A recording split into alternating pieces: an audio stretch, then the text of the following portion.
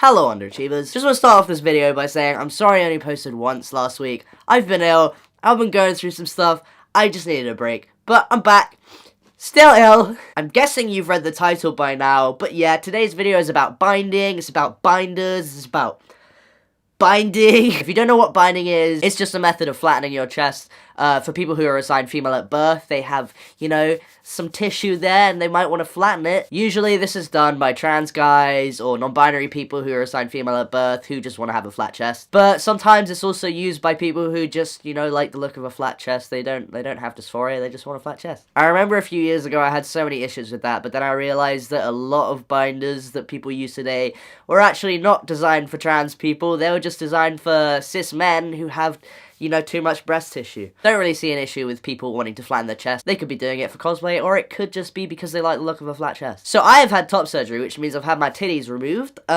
Lucky me. Haven't really posted a chest update in a while, but I had my surgery January the 7th, 2019, so it's been about 9 months, and I'm very happy with how my chest looks. But also recently, I realized that I haven't worn a binder in so long. And when I'm talking about binders, I don't mean the post-op binder that I used after I had my surgery. For those of you that don't know, after you've had top surgery, it's pretty common for people to wear post-op binders. They're like medical binders that, you know, just compress your chest to make sure that swelling goes down and to keep everything together. My post-op binder was very different to the binder I used before I had surgery. I was thinking recently and I forgot how it felt to bind. I forgot that, you know, that was something that I did every day. The first thing I'd do in the morning was get up, put my binder on, and then I'd worry about everything else. It was really weird for me after surgery and after I stopped wearing the post-op binder to not have that part of my routine. Like, I would put a t-shirt on and leave the house and feel weird, and I'd feel like I'm missing something. I was missing my titties, but I was also like, I felt so exposed because I just wasn't wearing this thing that I wore every day for so many years. I definitely do not miss anything about having a binder or wearing a binder. I am so grateful that I don't have to do that every day. I've asked you guys to ask me some questions about binding, and I will get to them in a second. Don't worry, I'll try and, you know, give out all the information. But for now, I thought it would be a cool idea to try on a binder and see how different it feels than before. Obviously it will feel very different. So at my last meetup, somebody who had just had top surgery had they gave me these binders to give away, and I will be giving these binders away. Do not worry, I'm not just hoarding them. I just wanted to make this video, and then, you know, I'm gonna pick 2 people from the UK who need a binder. These are both size small, so if you're from the UK and you're a size small binder, DM me. Also, these are Underworks and GC2B binders, so if you don't know what size you are, then look on the websites and it should tell you. But yeah, onto the binder trying. So these are actually the right size for me before surgery. I'm pretty sure I've gotten a lot broader since before I had surgery, so I don't know if these will fit, but, you know, let's try it. Obviously, had to take my hat off, and I know my hair is bad. I am trying to grow it out. I don't know what I'm going to do with it, so just deal with it. Also, to take my top off. That makes sense. So if you bind regularly, you'll know that there's a certain technique to putting on a binder and taking off a binder. Don't know how you guys put on your binders, but this is how I used to put mine on. So this was the right size. Will it fit? Now, who knows? So I put it over my shoulders and then over my head. Oh my god. So this is usually the part that sucks the most. It hurts a lot, and as you can see, the back is so rolled up. You have to reach around and get it, and then unroll it, and then, ow. There we go. Got the binder on. So, this is an odd feeling because, there would always be pressure around the bottom, which is where there is pressure now, but there used to be more pressure around the top, obviously, because I had titties. This is a lot tighter than it used to be, though. So this is an Underworks binder. They were my favourite binders. I just feel like they bind the best. They are very tight. They're actually made for cis guys that had gynecomastia.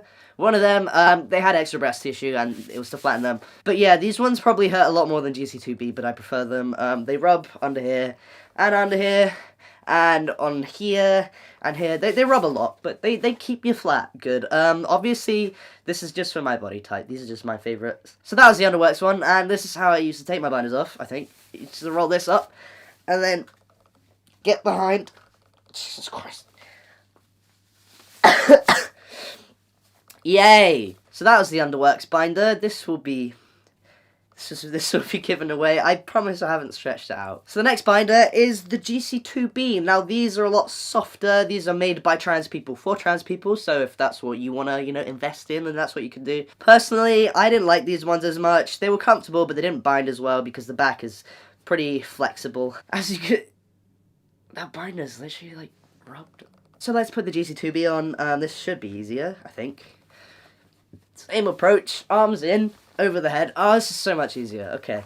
So this is a GC2B. This is fine. This feels fine. GC2B are a lot comfier. Not got much to say about that. There you go. Tick it off. Easy. Easy. Okay. There we go. That underworks really did me dirty. So yeah, that sucked, and if you don't know, binding sucks. I only wore that for like a minute each, and I already like feel gross. Shout out to all those people that wear binders on the regular. I know how terrible it is, and I feel terrible that you still have to go through that, but no.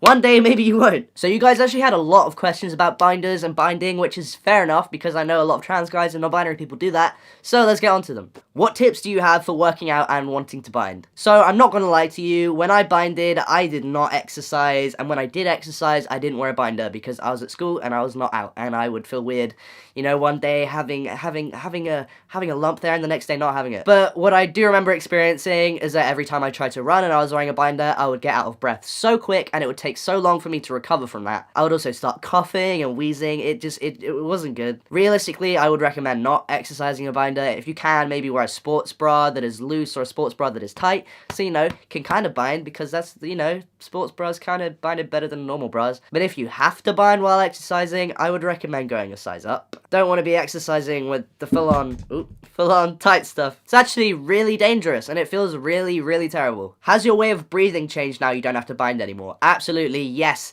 It's so weird, I can't really explain it very well. So, pretty much, when you're wearing a binder, because it's so tight, you can't take a full breath. I mean, at least in my experience, I wore binders that were that tight. I could never take a full breath. Like, I'd breathe in, and it wouldn't be like, it wouldn't really satisfy the need for oxygen. Because I wore it so long, for so many years, every day, pretty much the whole day, that's just how I learnt to breathe. I learnt to breathe differently because I was wearing that. Now, since having surgery, the way I realized that I breathed different was that I went on a run for the first time, and Jesus Christ, that was so difficult, because I was so not used to having this much lung space that I would try and take a full breath, but it would be too overwhelming. Like, I'd breathe in, I'd be like, that's too much. And when I needed as much air as I needed, it was difficult for me to know how much to breathe in and breathe out, and obviously breathing is very important when you're exercising. You need oxygen. It was very different. I think it's getting better now. I haven't been binding for like 8 months, I guess. I can still feel the effects of binding, I'm not gonna lie, with the way I breathe, because I breathe weird. Opinion on KT tape and binding. To be honest, I am not a fan of KT tape. I tried it a few times, and obviously when I tried it, I overdid it, because my goal was to become as flat as possible, and with KT tape, that's not necessarily a thing that's gonna happen, unless you really tape it down, in which case, taking it off, it's not safe. When you try and move your arms, the tape pulls your skin. It pulled my skin off. I've got scars on my back and scars on my front from where the KT tape ripped off my skin. I know some people that have got stretch marks now because of the KT tape. They would wear it every day. They'd wear it morning and night. It's not safe. If the aim of wearing KT tape is to just cover your nipples, that's fine. Maybe put a bit of stuff under the KT tape, because ripping off a nipple is not, it doesn't sound good. KT tape is not a good form of binding, I don't think, because the aim of binding should be to get as flat as possible, but with KT tape, that's just dangerous. Do people bind every day or only days when dysphoria is bad? Personally, I would bind every day for as long as possible, because my dysphoria was that bad. But also, I know people with bad dysphoria don't bind every day because they'd rather, you know, feel comfortable. Physically, at least. It really depends on the person. Everybody's different. Their binding technique and their binding schedule is different. How do you stop your back hurting? So if you didn't know, binding hurts your back. Muscular stuff feel cramped and horrible, and to be honest, the ways I stopped my back hurting was I would just stretch so much all the time. Could have done with a massage, to be honest. If you can get a massage, get a massage. Have you experienced side effects that have followed you even post-op? I did just talk about that, but yes, I have. I had a terrible posture for months. I think it's gotten better now, but I had a terrible posture because the binder would kind of squeeze my body together, and also because I was self-conscious about there being a bump, I would walk like this, and I'd stand like this. The breathing thing is a thing. Yeah, it sucks, but I think maybe some point I won't feel like that. How old was I when I started binding? I think I was 15. So I binded for about 4 years. Any recommendations for what binder to get? So, when I was binding, the two most popular binders were GC2B and Underworks. My preference is Underworks because although it's not as comfortable, I feel like it binds better, at least for people with my body type. GC2B, it stretches out quite quickly, it would get loose, and I wouldn't really feel like I was binding, I just felt like it was a loose sports bra that was not trying hard enough. Now, I know there's a new binding company, I think it's UK-based, but they're called Spectrum, I think. Am I right? Yes, they're called Spectrum Outfitters, and I've heard they're kind of like GC2Bs, they look like GC2Bs, and I've heard people say that they bind worse, or they bind better than GC2Bs, so I don't really have an opinion on that. I would recommend Underworks. Now, I know what you're thinking, Underworks and GC2B are kind of expensive, and so are Spectrum Outfitters, but please do not let that make you buy a really cheap binder from Amazon or eBay or any of those like terrible like companies. You can get a binder for like £3 on Amazon and they're not safe at all. A lot of them have clamps, they've got clips on the side. Your binder won't be binding evenly, it's just not healthy, I just don't. If you're gonna buy a binder, please save up for an actual binder company and not just some crappy Amazon thing. How many binders did I have? Right. I think I had 5 overall, which is not a lot, and I probably should have had more if I was wearing them every day, because I didn't wash them very often. I was manky, I was very depressed. I started off with a crappy Amazon one. Alright, calm down. I started off with a crappy Amazon one. Regret that a lot, it hurt and it didn't bind well. Sorry, my rats are really loud. And then I got a GC2B, that was in an extra small, and then I got bigger, so I got a small. I also had 2 Underworks, which I pretty much rotated. I had about 5. Are there any dangers to binding? Yes, of course there are. It's restrictive on your body. If you have asthma, I'm not really sure how much you should be binding. I know people who've broken their ribs because of a binder.